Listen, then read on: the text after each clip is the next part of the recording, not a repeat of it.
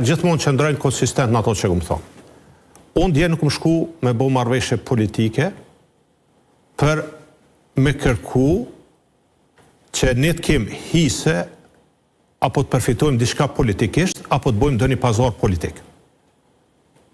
Çka unë jam i sigurt të besoj... Po jemi taku për presidentin? Po jemi taku për presidentin. Po vetëm se ju thatë që nuk bisedojmë... Përjashtimisht. Përjashtimisht në çka? Përjashtimisht, nëse ka ndonjë kandidat apo kandidate konsensuale që e reflekton ato që kërkon Kushtetuta e Republikës të Kosovës, që e paraqet unitetin dhe i përfaqëson gjitha forcat politike në vend edhe ka një konsensus edhe qytetar. Ja nisim me më tregu që pas ka mundësi me pas konsensus për çështjen e presidentit. Pra s'ka, sepse sot pas takimit me Lumir Abdigjikun në krahun e LDK-s, Albin Kurti, kryeministri i vendit, theksoi që vetëvendosje nuk ka një kandidat për president. I bie që po shkohet drejt një kandidati konsensual, zotri Hamza? Në takim nuk ka pas prezentim të ndonjë emri. Asë një emër nuk është përmend. Po më ndaj shku në 23:50 në Skanderaj...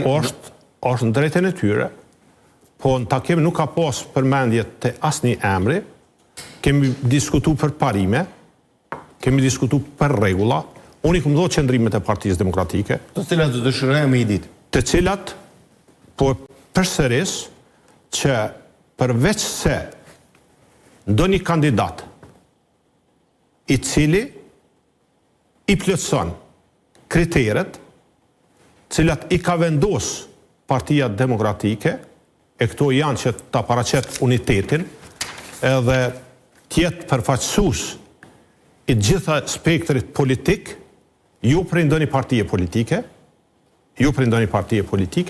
atëherë ne ulëme edhe shqyrtojmë atë kandidatur, edhe në kryesitë Partisë Demokratike, edhe në grupin parlamentar.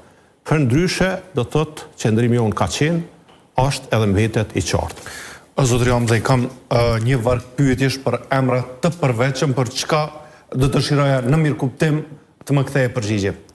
Vjosa Osmani, a ka paraqitur unitet të popullit? E kemi parë së fundmi të përkushtuar jashtëzakonisht shumë në çështjet që kanë të bëjnë me ish-krerët e ushtrisë qlirimtare të Kosovës që po gjykohen në Hag.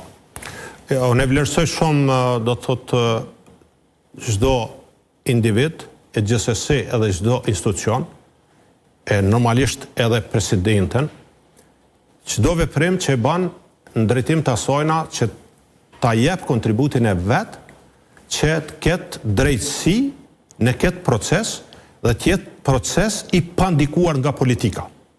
Po të gjykohet mbi bazën e fakteve dhe argumenteve. Gjithë e dim që lufta e ushtrisë qlirimtare të Kosovës ka qenë luftë e drejtë, luftë e pastër, luftë e imponuar, luftë mbrojtëse dhe asesi luftë e cila i ka cenu interesat, jetën e dikujt tjetër, po e kena mbrojt vetë veten.